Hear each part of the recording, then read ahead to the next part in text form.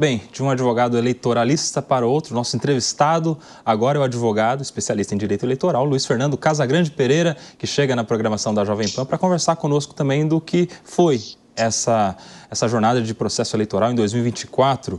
Doutor, bem-vindo, boa noite. Doutor Luiz Fernando, eu quero começar te perguntando a respeito da sua análise, da sua avaliação da atuação da Justiça Eleitoral nessas eleições de 2024. Porque a gente tinha uma grande preocupação a respeito da inteligência artificial e do uso da inteligência artificial, mas a gente acabou vendo uma eleição que levou as discussões de direito eleitoral justamente para regras de debate, para uso de redes sociais, direitos de resposta. Qual é a sua análise, a sua avaliação desse processo eleitoral de 2024? Bem-vindo, boa noite.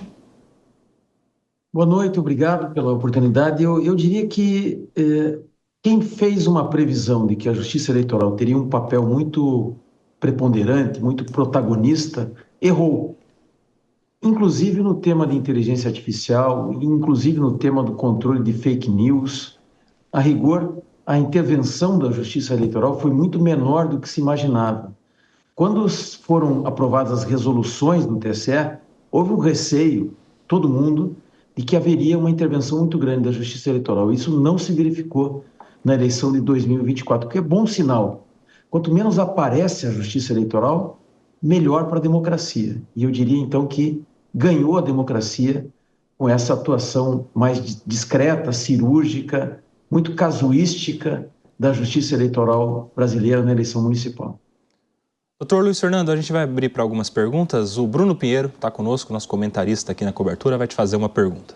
O resultado da eleição em São Paulo, ele marca que a chegada do MDB, pela primeira vez após a redemocratização, do MDB a assumir a prefeitura de São Paulo, aqui a capital. O que representa realmente a chegada do MDB e de que forma que o senhor vê essa força dessas alianças que foram feitas para essa gestão de Ricardo Nunes à frente da Prefeitura de São Paulo, doutor?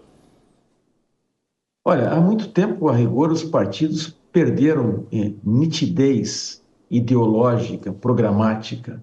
Os partidos se parecem muito, há muito tempo. Então, falar de alianças de partidos é falar de aliança de figuras públicas e não necessariamente de concertos ideológicos ou programáticos. Então, eu não posso dizer que tenha nada de novo ou de relevante no fato de Ricardo Nunes ser do MDB.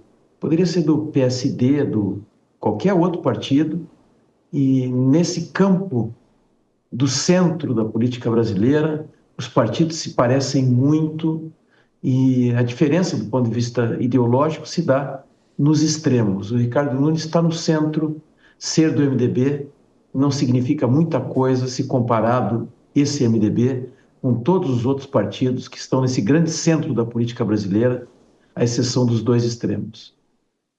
Doutor, a pergunta agora é do Fábio Piperno.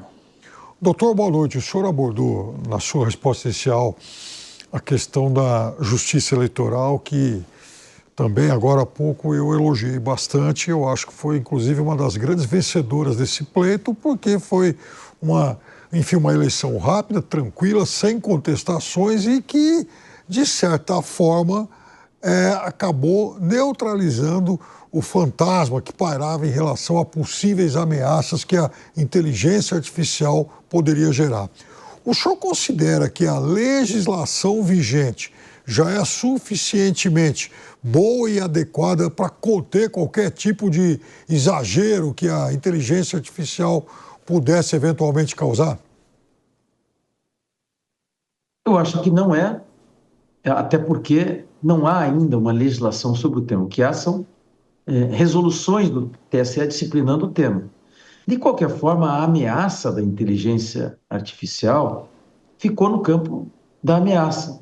E as resoluções do TSE, que não são o ambiente adequado para tratar do tema, é necessário que o Congresso Nacional se debruce, como os outros países estão fazendo, para disciplinar o tema da inteligência artificial, inclusive em relação às eleições. Mas fato é que, na vida real, na eleição, isso se mostrou de muito menos impacto do que se imaginava. Havia um temor muito grande que as eleições seriam tomadas por fake news, por inteligência artificial como indutora de fake news, como construção de propaganda mentirosa, enfim. Isso não aconteceu. Mais do que isso, né, o próprio controle que a Justiça Eleitoral fez de conteúdo, que era outra grande ameaça anunciada para essa eleição, a partir das resoluções que foram aprovadas para as eleições municipais, não se deu, não se verificou. Então, a Justiça Eleitoral, você tem razão, quem sabe, a grande vencedora. Por outra razão que também merece ser mencionada, eu não vi até agora nenhum candidato em nenhum município questionar a urna eletrônica, por exemplo, ou a capacidade que a Justiça Eleitoral tem de processar o sistema de votação e totalização de votos. Acho que isso é um avanço. Em nenhum dos extremos há questionamento do resultado. Isso é muito bom para a democracia, para a percepção de legitimidade democrática.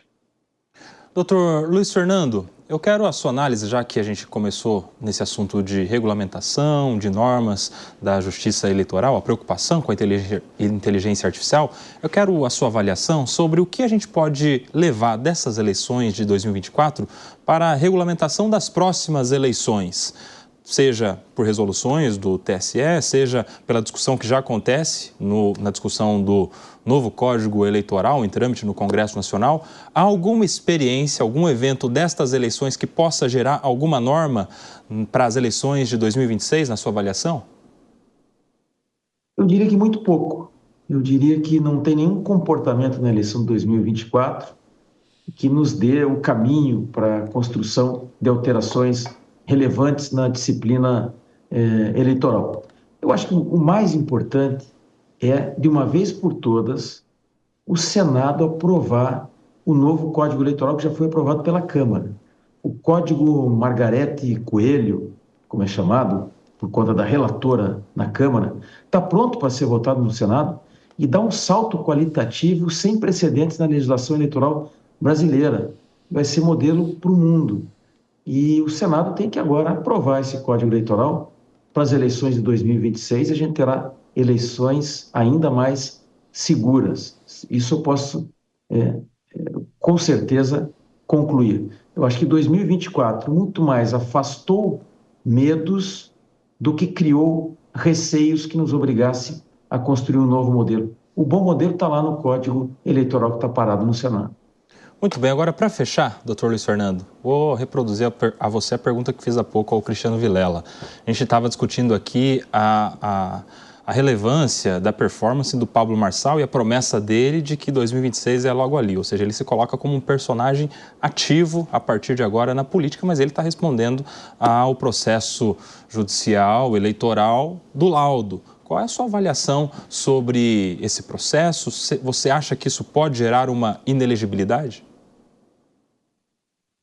Eu acho que o TSE aprovou alguns precedentes muito perigosos.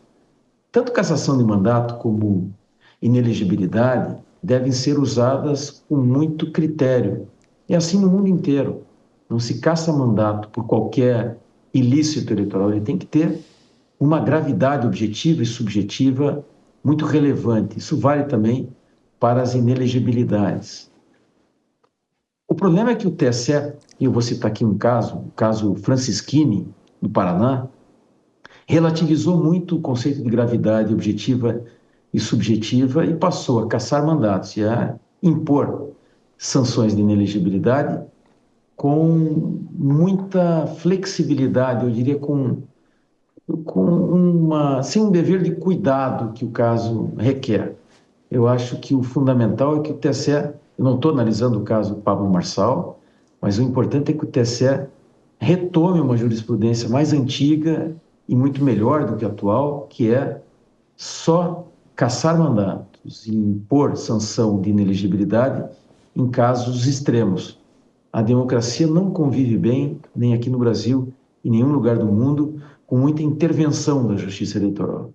E o TSE conformou precedentes perigosos, muito intervencionistas na democracia brasileira. Isso não é bom. Espero que o TSE retome os seus julgados mais antigos sobre o tema. Muito bem, conversamos aqui com o advogado especialista em direito eleitoral, Luiz Fernando Casagrande Pereira. Doutor Luiz Fernando, muito obrigado pela sua participação conosco aqui na Jovem Pan News. Parabéns pela belíssima biblioteca que você tem aí atrás de você e seja sempre bem-vindo aqui na nossa programação. Eu é que agradeço a oportunidade.